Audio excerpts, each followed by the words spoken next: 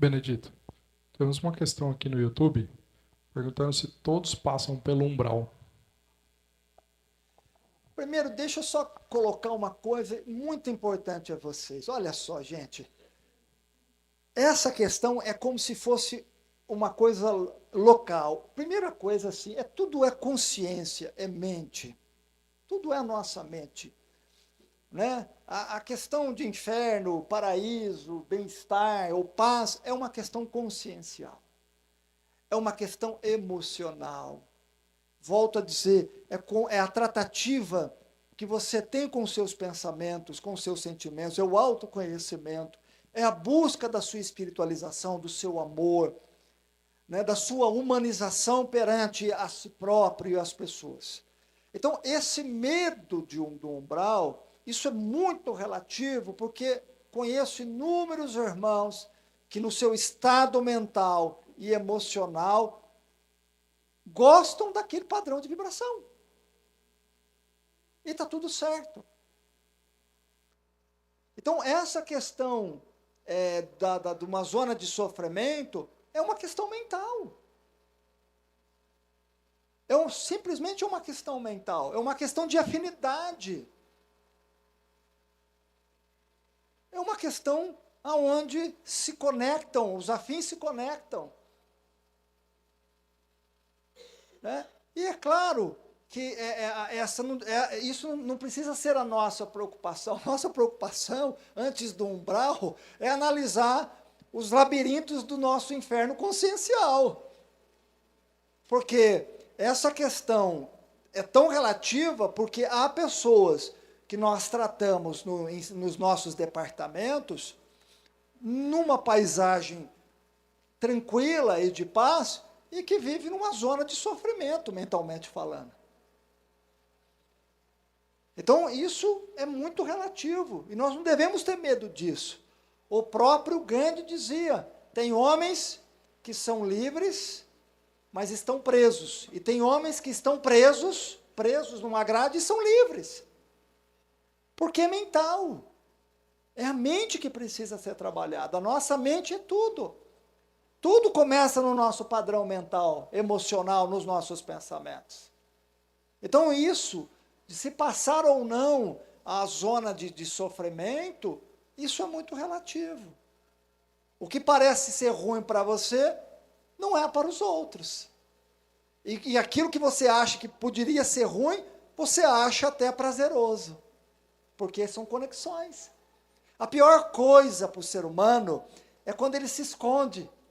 É quando ele maqueia uma situação, vivendo uma santidade religiosa que não foi construída dentro de si. Achando que o reino de Deus é algo local. Achando que por ser um representante do Senhor, ou ter uma religião, ou estar à frente de uma religião, aquilo lhe poupa de estar num estado de sofrimento, de inferno, sendo que inferno é mental, é emocional. Isso é um grande engano das religiões.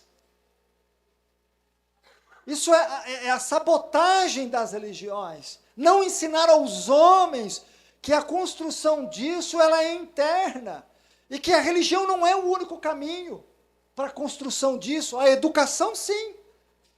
A educação dos valores, do desenvolvimento, das características de bondade no processo educativo que começa no lar, esse sim, esse forma as emoções altruístas. A busca da caridade através do amor, conhecendo outros processos, saindo do seu próprio para entender outras situações, vendo outras dores, e isso nos ensina realmente um processo de amor, de entendimento, de reflexão. Compreendendo que muitas vezes a nossa dor é menor de outras famílias e pessoas que passam por circunstâncias difíceis. A caridade salva nesse sentido, porque ela nos tira de um processo egóico. Quando você vai de encontro a ela, a quem sofre, ela é o grande processo de autoconhecimento. A caridade propicia o processo de autoconhecimento, de valorização de sua própria existência, da humanização do seu ser, do desenvolvimento das nobres emoções, não só contigo, mas com aquele que sofre, onde você tem a compaixão. Isso é a construção mental, isso é o reino de Deus em nós. Reino de Deus é vibração, é algo que eu crio mentalmente, nas minhas emoções. Então, essa mistificação sobre o próprio umbral, né, onde muitas vezes batido e temido pelos espíritas, porque nós achamos, né, principalmente vocês estão encarnados, muitas vezes achamos assim, o frequentar uma religião, o trabalho na caridade, o passe, o estudo ou qualquer outro desenvolvimento, isso por si só já facilita as nossas vidas. Ao contrário, isso não nos dá a bandeira, isso não nos dá o status de uma condição melhor. O que nos dá realmente é a sua mudança, é a sua luta interna, é o seu desenvolvimento interior. Porque uma vez que você tem isso, você se livra do pecado, você se livra do inferno, e você também se livra desse paraíso de descanso, de privilégio. Você se livra disso. Você entende por si só que isso é uma construção, é um bem-estar, é você estar bem com você. É você estar bem com suas emoções, com os seus sentimentos. Se você está bem com as suas emoções, é óbvio que a hora que você desencarnar, aonde você estiver, você estará bem. Mesmo numa região de sofrimento, trabalhando ali, você estará bem. Você se sentirá bem. Então, é a nossa mente. E não é local. Isso não é uma questão local. E é um medo que nós precisamos derrubá-lo. E para derrubá-lo, é necessário o autoconhecimento. É necessário a prática do amor próprio. É necessário a prática do auto-perdão. É necessário entender quem é você, o quanto que você pode caminhar, nem mais nem menos. E tirar esse peso que as religiões jogam em seus adeptos, um peso que nessa existência é implacável. Nós não vamos chegar numa condição de Jesus. Nós estamos longe. Por isso o processo da reencarnação. Mas eu posso ser eu, Eduardo, Mateus, Toninha, Isabel, Fabrício, Fabiana, Nilson, Vera. Já é o suficiente. Andréia. Já é o suficiente. Seja você. Isso já é o suficiente. Então seja justo com você mesmo, saiba o quanto que você pode oferecer, o que dá para melhorar e o que ainda tem-se a melhorar, mas não fique preso nisso. Faça agora. Faça agora.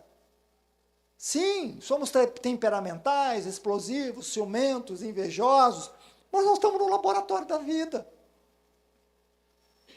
O laboratório da vida é isso.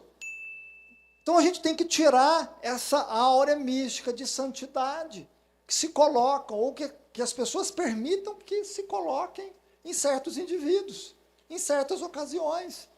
Isso é muito ruim. É muito ruim. E aí não tem o processo educativo da espiritualidade, do desenvolvimento verdadeiro que nos dá o sentido da vida.